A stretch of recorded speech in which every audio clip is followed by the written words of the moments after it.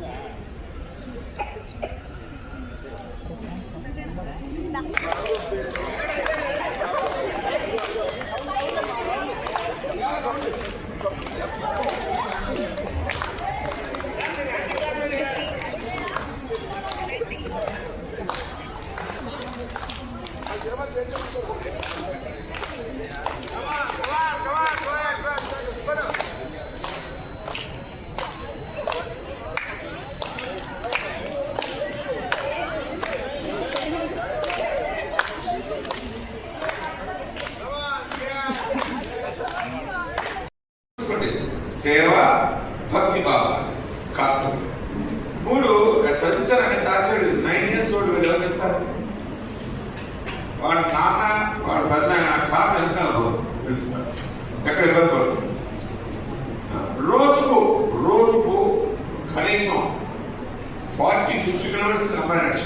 50 ఒక రోజు అయితే 80 కిలోమీటర్స్ రోజు ట్రాఫిక్.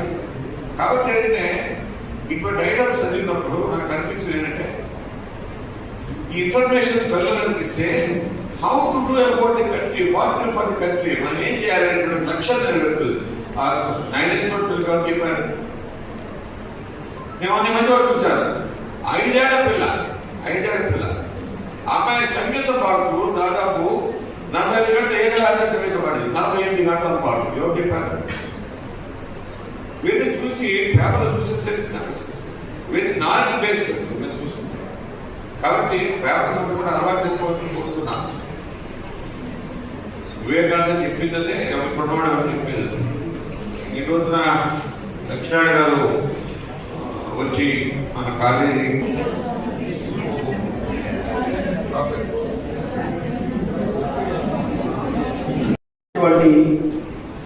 అన్ని రకాల పంటలు వేటి ద్వారా మనకు సమకూరుతున్నాయో వాటికి కూడా వాళ్ళ యొక్క కృతజ్ఞతను తెలియజేసేటువంటి కనుమ. ఎందుకంటే ఇందాక మనవ రాధాకృష్ణమూర్తి గారు చెప్పినట్లుగా వాళ్ళ ఇంట్లో వాళ్ళు పెంచుకునేటువంటి ప్రతి పశువును కూడా వాళ్ళ కుటుంబ సభ్యులుగా వాళ్ళు భావిస్తారు.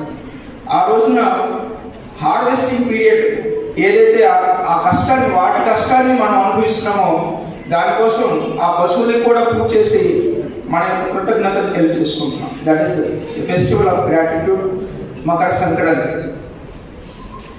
ఈరోజు ఇంకొక సందర్భం ఏంటంటే మనం వివేకానంద బర్త్డే సెలబ్రేషన్స్. మనందరి యొక్క వివేకాన్ని పెంచి మనందరి జీవితంలో ఆనందాన్ని కలుగజేసేటువంటి మహా వ్యక్తులు వాళ్ళందరూ కూడా వివేకానందులే. ఎందుకంటే వివేకానంద కోరుకున్నటువంటి ఒక సమాజాన్ని క్రియేట్ చేయడం కోసం వీరందరూ కూడా కష్టపడుతున్నారు. ఎందుకంటే ఒక నిస్వార్థమైనటువంటి ఒక ఎడ్యుకేషనల్ ఇన్స్టిట్యూషన్ని ఒక సర్వీస్కి సొసైటీకి అందజేస్తూ వాళ్ళందరూ కూడా మనకు ఒక మార్గదర్శకులుగా ఉండి ఏవైతే వివేకానంద కోరుకుంటున్నారో వారు